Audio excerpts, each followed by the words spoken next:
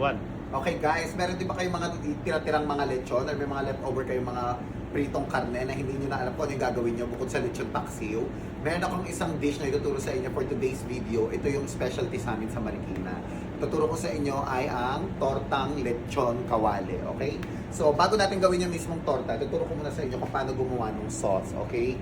So, para siyang egg fuyong dito sa Amerika, ng mga Chinese. Pero regular lang to na torta, okay? Lalagay tayo ng oyster sauce. Konti lang. Then, we're gonna add soy sauce. Kahit anong brand, kahit anong klaseng soy sauce pwede guys. Kung ano yung nasa bahay nyo, yun na yung gamitin nyo kasi pahirapan nyo pa yung sarili nyo. Okay? Yan. And then, meron tayo half cup ng sugar. Love sugar. Tubig. Lagyan natin ng 2 tablespoon ng fresh garlic at saka 1 tablespoon ng ground garlic.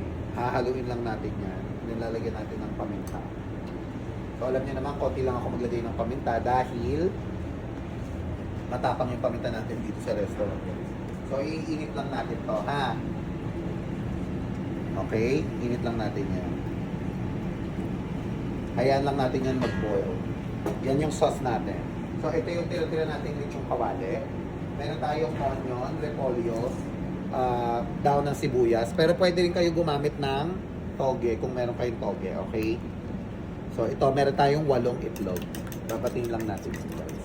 Hindi na natin titimplahan tong egg kasi may sauce tayong ibubuhos sa ating tortang lechon, okay? So babatiin lang natin yung itlog, just like that. Habang binabati mo yan, lalagyan mo ng konting cornstarch na may tubig. Konti lang, yan yung mag-i-help na magbuo ng torta natin. Yan yung sikreto dyan. Pero optional yan. Kung low carb kayo, huwag kayong maglalagay. Okay? Tsaka huwag kayong gagamit ng sauce kung low carb kayo. Okay, so ito mainit yung ating kawale. Yung wok natin, lagyan natin ng mantika. Guys, meron na tong madumi na yan kasi ginamit ko yung kanina. Nag-try ako magluto nito, okay? Unahin natin yung sibuyas, tsaka itong repolyo. So kailangan guys, pag nagluluto kayo gamit yung wok, kailangan mainit na mainit yung wok para hindi didikit yung mga linuluto nyo, ha? So, init natin na ng konti. Lagyan natin ng konting garlic. Wala na pala akong garlic. Karot.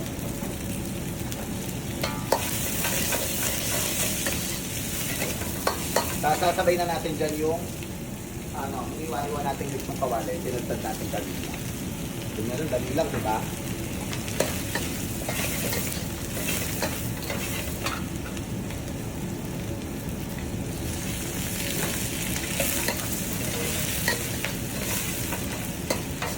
Okay. Kaya tukunin natin ang ating egg mixture.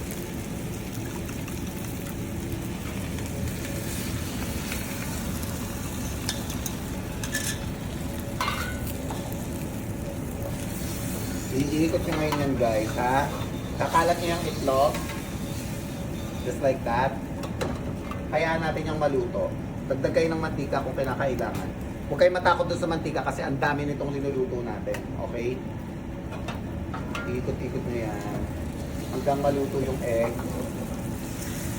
Makikita nyo guys, magiging torta yun. Watch. Iwigal-wigal nyo rin yung kawali nyo para hindi magdikit-dikit. Ayan, nakita nyo yan. Mabubuo yan mamaya.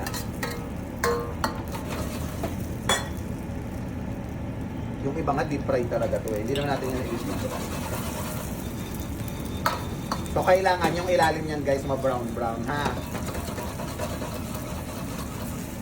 Medyo tostado yung ilalim para talagang masarap na masarap. Check natin tong sauce natin. Yan. Sarap niyan.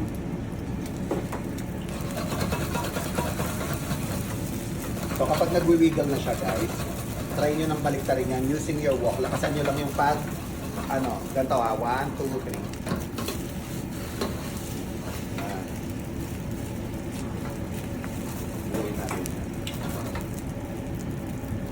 And then ayan, kukulo na tong ating sauce, no? Haluin natin. Lalagyan ngayon natin yan ng cornstarch. Dahan-dahan lang ang lagay para makontrol nyo kung gaano kalapot yung gusto nyo, ha?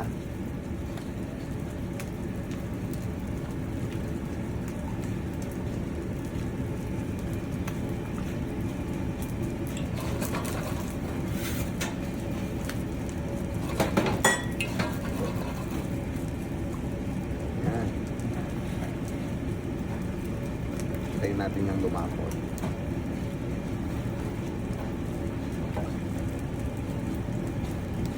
Okay, check natin to ulit.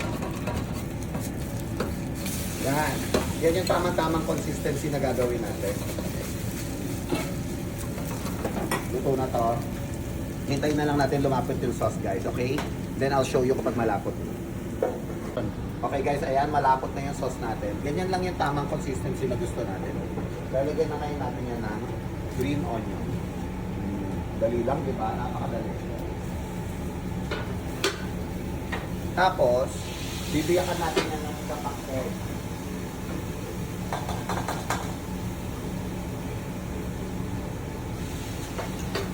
So, magbabati tayo ng itlog, sapa. So, ayan, kulong-kulo na yan, di ba? Bubuhos ko ngayon yung gas. Then, halo. Okay, and then, luto na. Sarap, di ba? Pepe-plating na natin. So, gamit itong sandok nyo, kukuha kayo ng pabilog. Okay? Ay, nadurog, sayang. Yan, ganyan. Huwag na natin buuin at nadurog. Okay? And then lalagyan natin ng sauce sa ibaba.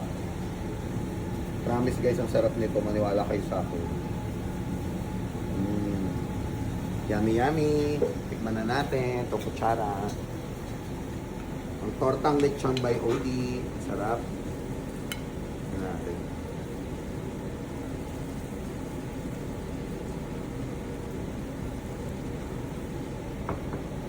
Napakasarap. Perfect sa fried rice to. Yung mga chow pan.